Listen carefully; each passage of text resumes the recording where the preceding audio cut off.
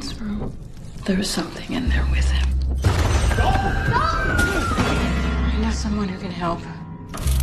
We took tri-field and EMF readings of the whole house. Wiring, alarm clocks. I don't think bad wiring is the problem here. I want to leave. I want to leave this house. What is it?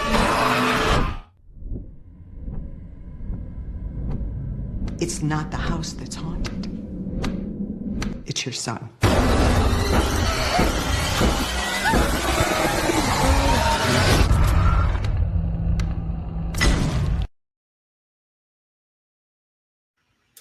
If you come to my house wearing a gas mask and we don't live in Washington, California, DC doesn't count, I'm leaving. Let's start the show.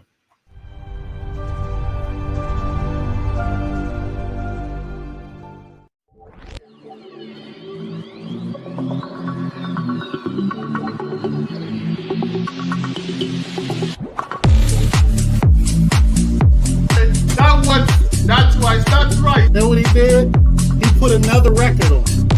You need dumb people in horror movies.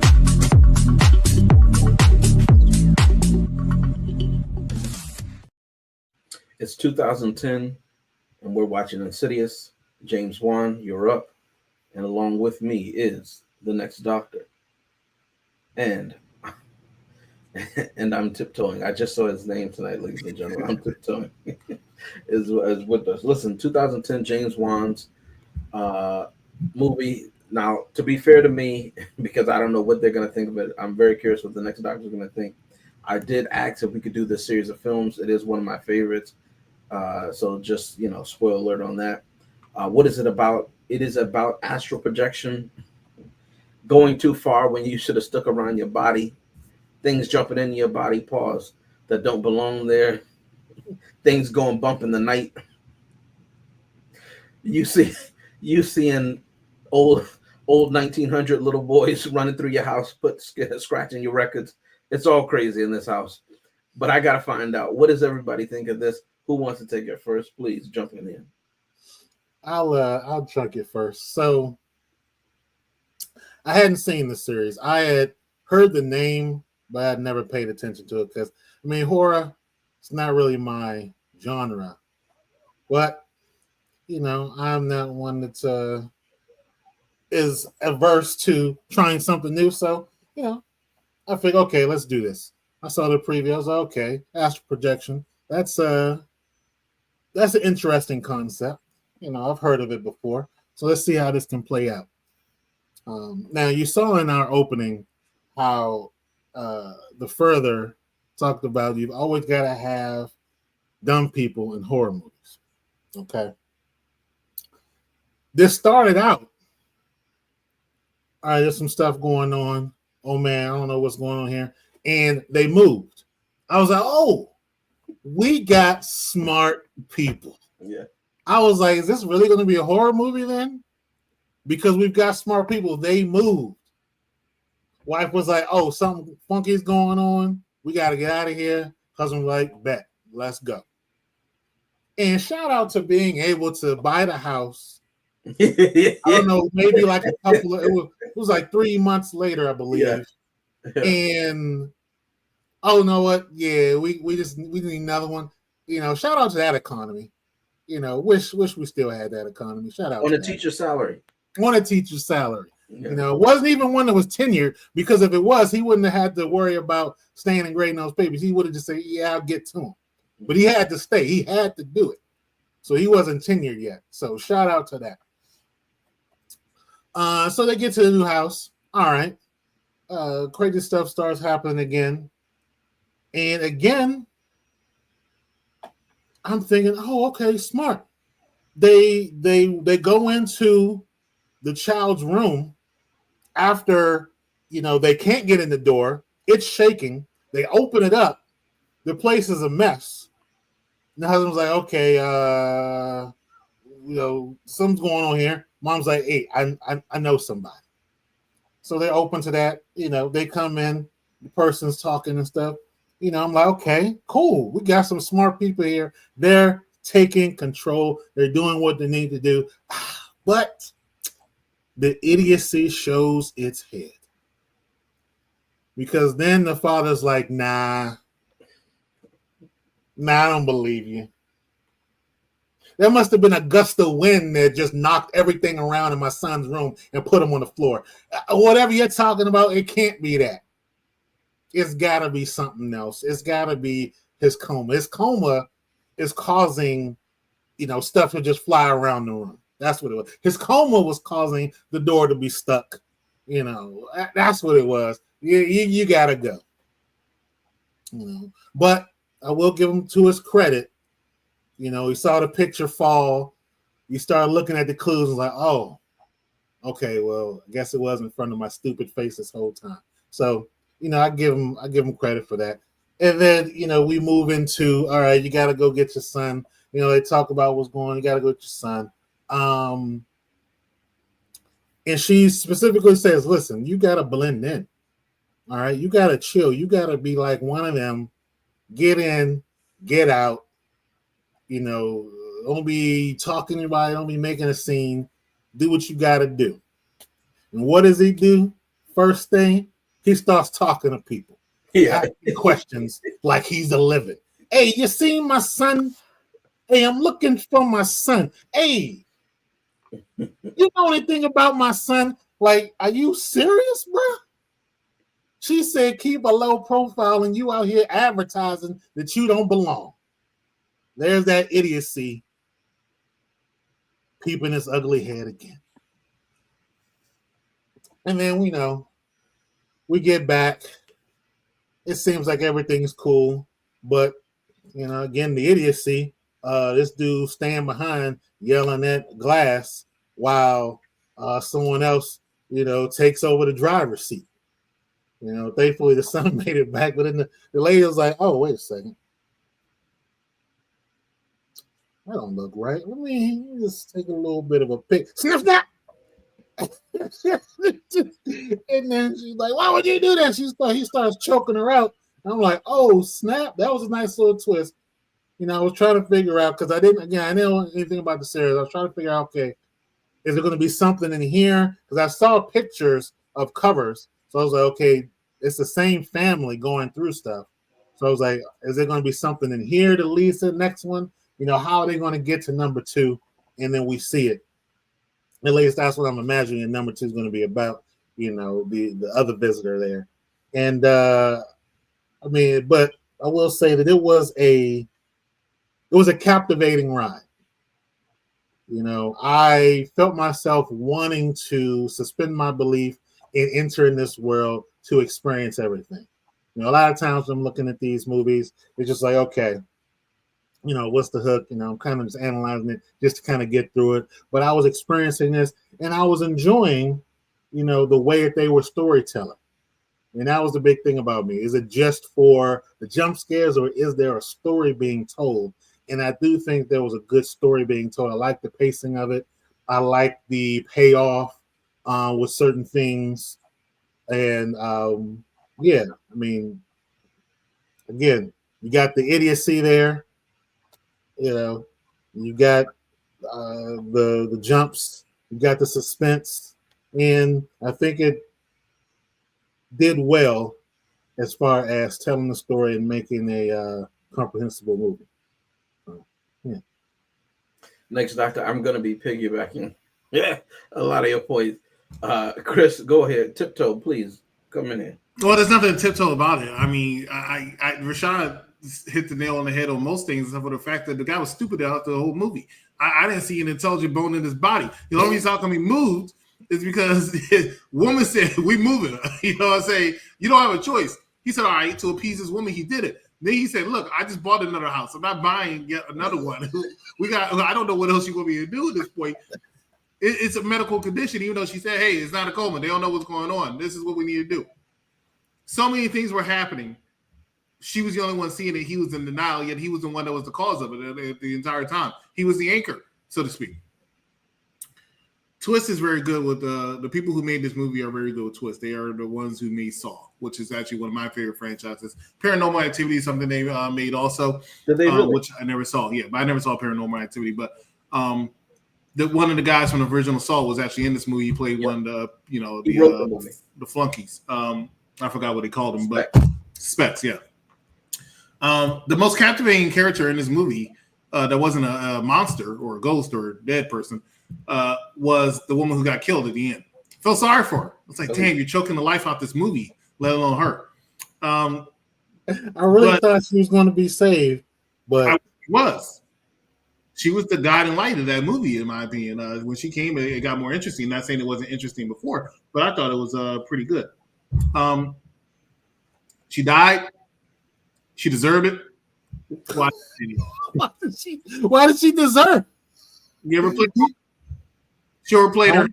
She overplayed it. Y'all did it. Both of y'all did it at the same time. Snip, snip, snap, snap. Right?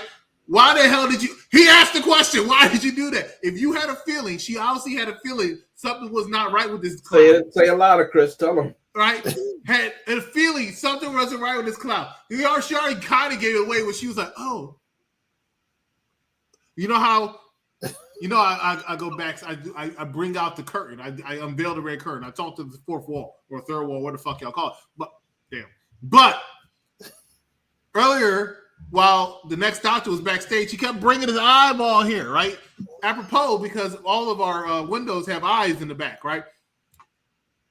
She looked at him or her, whatever the hell you want to call it at this point, and said, "Oh, okay. Is everything all right?" Yeah. Yeah. Everything is fine.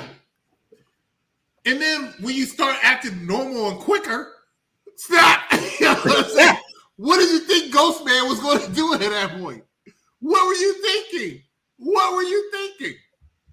I don't know what was dumber. I mean, it was still a good scene, but I don't know what was dumber. Her for doing that shit, or him for sending his little 9-year-old boy, brat boy, that he went to the further to get, right? He said, "Let me go save you. I saved you from this house and these monsters." We get there. I run out of breath because I'm old.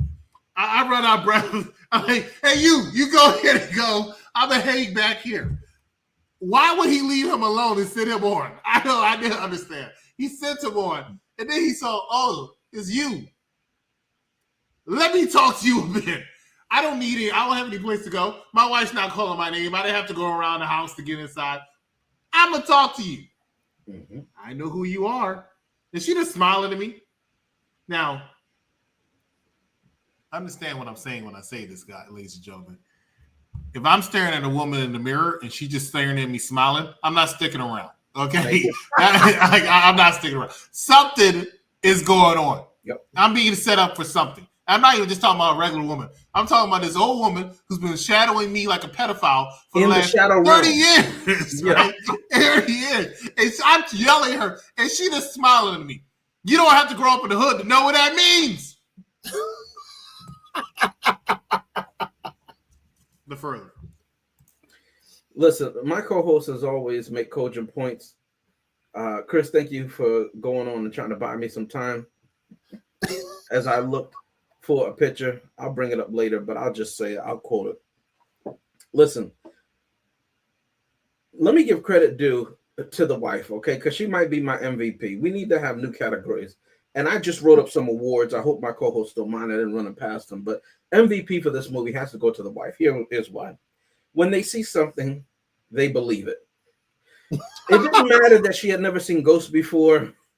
It didn't matter that she didn't quite understand what was going on, or that her husband was astral projecting, or that her son might be. She just knew that little boy in that old sailor's outfit, that wasn't normal. She knew that she saw the ultimate warrior walking around her baby's crib.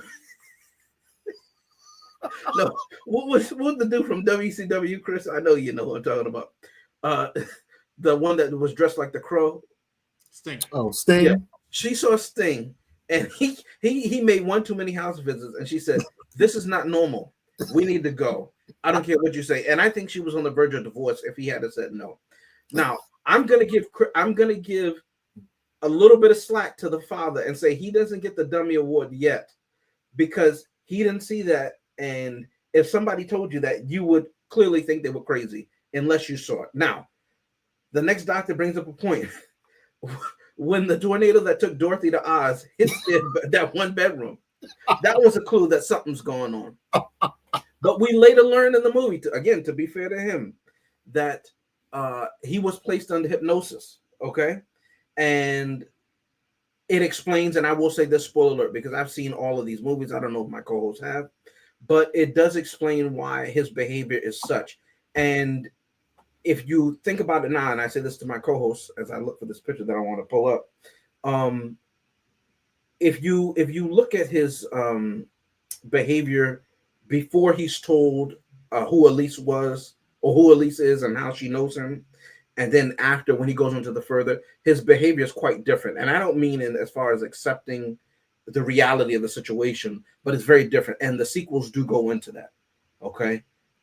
Specifically the first one, the second half of the movie, the second one goes into it a great deal. And then the last one that just came out, The Red Door, that is a significant plot point in the movie. Okay. So I will say that. And it's not them retconning things, because as you will see later on, these plot points are peppered throughout the series. That's why it's one of the reasons why I like that series. Okay. But let me just go to these awards. And they've mentioned it, and I have to, and they're absolutely correct. Choke of the Year award. Choke of the Year award goes to The Bride. I've never seen somebody get choked out that bad. Okay. Listen, that was a fantastic choke, was it not, gentlemen? I mean, she was selling. She was selling like she was the headliner, okay? And I mean, it was like at least 60 seconds. She was hanging on for at least 59 seconds. And you know how strong she had to be at her age to be able to hold on 59 seconds? Because he was like, I'm gonna mangle you for taking my picture. I told you about that paparazzi-ish, okay? So Choke of the Year goes to The Bride, okay? As Chris points out, well, we'll get to that in a second. Now, my next award is this. It's called the Black for a Day Award. The Black for a Day Award goes to the wife. Because again, as I said earlier, the minute she saw it, she believed it. She didn't need the explanation for nothing. She knew it wasn't normal. We got to go. And nobody would listen to her. She got the Black of the Day Award, okay? Because she knew what was up. We had to go, and nobody would listen. So she got the Black for a Day Award. And last but not least, we got the Dummy Award. Now, the Dummy Award goes to one particular person, and it's been brought up before. But the runner-up is Elise. Okay. Now, why Elise? This is not Elise, but Chris will understand where I'm going with this in a second. Elise, they show you in the sequence, she touched his hand or something like that, grazed his skin, and she saw immediately this guy is not the same guy I sent into the further. Okay. But what does she do? She takes a picture with the flash. Okay. And the guy says, what'd you do that for? And Elise, she wasn't selling that lie. And you know what she should have done, Chris? Can you say the line for me? Do you know? She should have lied. Like I lied. I would have picture, but I get it now. Okay. Yeah, I would have been twisting that camera around at myself like I didn't know how to use technology. I wouldn't have got choked out for 59 seconds. So the runner-up for Dummy Award goes to Elise. But the whole movie, she was coming up for the MVP award, okay? I will give her that. But Dummy of the Award goes to the husband. When, as the next doctor says, in the further, the last thing Elise says, now listen, they can smell you. And if they know you're alive, they're going to jump in your body. That means we're all toast. So whatever you do, and you can do a lot of stuff there, whatever you do, though, don't let them know that you don't belong there and that you're alive. First thing I would have done is, how is everybody in there acting? What's that you say? They don't speak? What am I going to do? I'm going to scream and shout. Exactly. You're telling me my son is at the whim of some demonic creature who can hear me? Son, are you there? Junior, I'm on my way to you. And lo and behold, at every chance they got, the ghosts were coming for him. The girl with the shotgun. Then the whole family jumped up. They was about to wreck him. Then he goes up there. He has to face Macho Man Randy Savage. At least going for the MVP. She says, "You're alive. Remember, you have more power." He's like, "Oh yeah, I forgot." Smushes him like in Batman versus Superman. Grabs his lantern. Then he goes behind the red door. The son is like, "Hey, Dad, keep it down. This goat man, he ain't looking too right. Keep it down. I've been hiding out for 2 months now. Remember, you left me here to die for 2 months. Keep it down."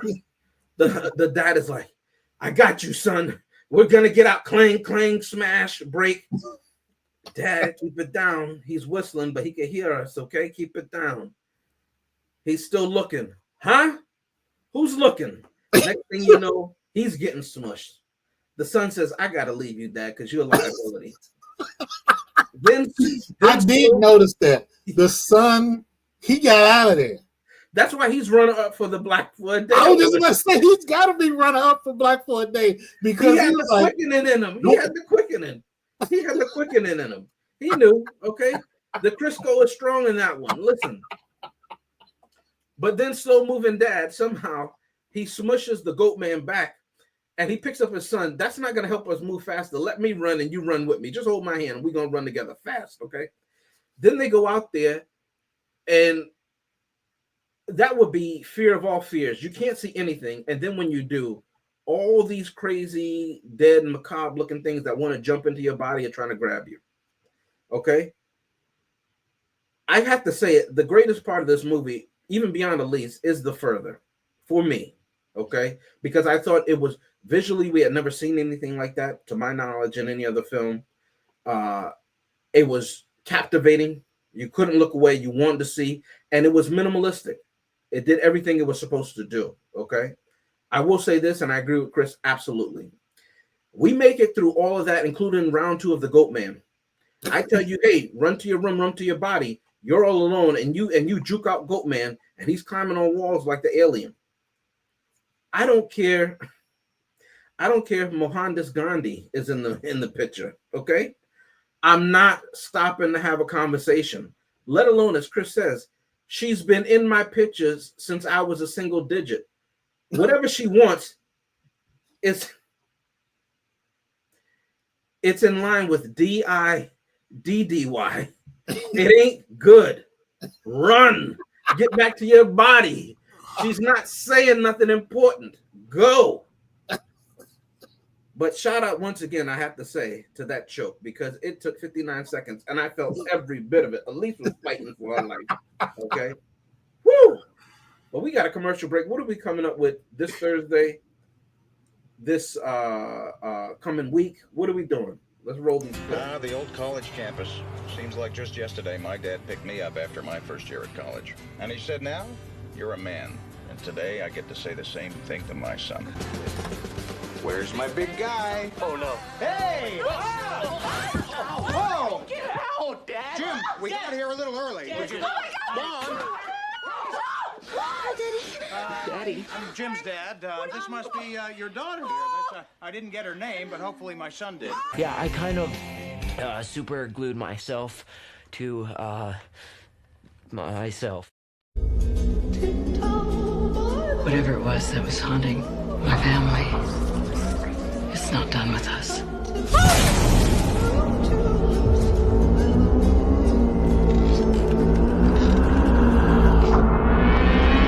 I know what happened. I went into that place to get our son back, and something evil followed me. Get out of my head! There's someone standing in front of you. He's talking to you. What's he saying? He's got your baby. He's got your baby. He's got your baby. He's got your baby. He's got your baby. He's got your baby. He's got your baby.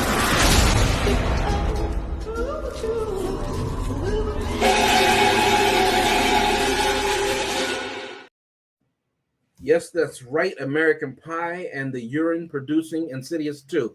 I would be pissing on myself if somebody starts whispering what the dead man could say, and then the dead man is right in front of me and he's naked. What kind of party is this? How do I get up? Okay. That is my particular favorite movie, ironically so, of the Insidious series. And let me just say they pay perfect attention to the timeline in this series, and I'm really hoping my co-hosts enjoy it. We are talking about Insidious 1, 2010, though. James Wan directed this one. We just gave out awards. Do we have any final thoughts and grades for this movie, though, John? Absolutely. I also want to do a shout out to the assistant team. Mm-hmm. The way that they portrayed them, like this was just another day in the office. You know, they're bantering with each other, you know, talking about the equipment, talking about whose stuff is more important. You know, they have obviously, from the look of things, you know, had the experience with this type of possession or close to possession, a type of thing, you know, this family is going through, you know, traumatic stuff. And it's just like, you know, they're at the grocery store, you know, picking out produce. It's just another day for them. And I kind of like that lightheartedness that they added to the movie to kind of mellow it out a bit before, you know, the finale. I did like that. Also like, you know, the bigger assistant, you know, how he near the end he had the red flashlight, went to I think it was the bathroom or whatever, and whatever it was freaked him out. He was like, no, I need something bigger. He went back and got a bigger flashlight. Like, now I'm good. Now I'm good. I need more light. I need more. Yeah. So shout out to him. But yeah, you know, again, haven't seen this movie before. First experience with it, the story, you know, this universe, and I gotta say it's a thumbs up. You know, I am actually looking forward to seeing what's going on with the second movie. So, thumbs up from me. I'm going to make this very simple. I brought it back.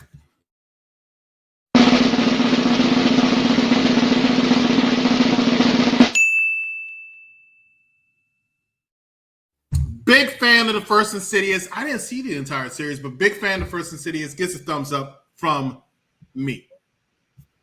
Yeah, listen, when a horror movie can keep me on the edge of my seat and I'm interested, and then the suspense is getting to you where you feel all tense, especially when they go into the further, you've won me over. You've done it. The story is great. The acting is great. It's realistic across the board. You can relate to at least one of the characters in the movie. And to the next doctor's point, the comic relief in this movie doesn't take away from the tension, but it allows you to breathe for a split second before they go right down another dip on that roller coaster. And I think that was massively done in this movie. It only gets better, in my opinion, gentlemen. I can't wait to get there with you. It's obviously a thumbs up for me. I wish I had more hands. Now look, it's a perfectly manicured thumb. But cool. 3 thumbs up. Yes. Very curious to see what we think of Insidious 2. I will say this, that it picks up literally right after Insidious Part 1. Okay. So just know that going into the movie. And that is all I will say about it. All right. For me, for the next. I did watch the after credits. This one is there after credits? There is it's just a real quick after credit thing. It's the old lady blowing out a candle. Yeah. Now, let me tell you something. You know how you get up in the middle of the night, sometimes you got to pee? We're going to be some wrestling mothers in here. If you just out here with candles, you know what I mean, grinning. There ain't going to be no sequel. One of us got to go, okay? It's no sequels tonight, all right? But for me, for Next Doctor, for tiptoeing through the windows, we are Federation Tuesdays. Thank you for watching, and good night.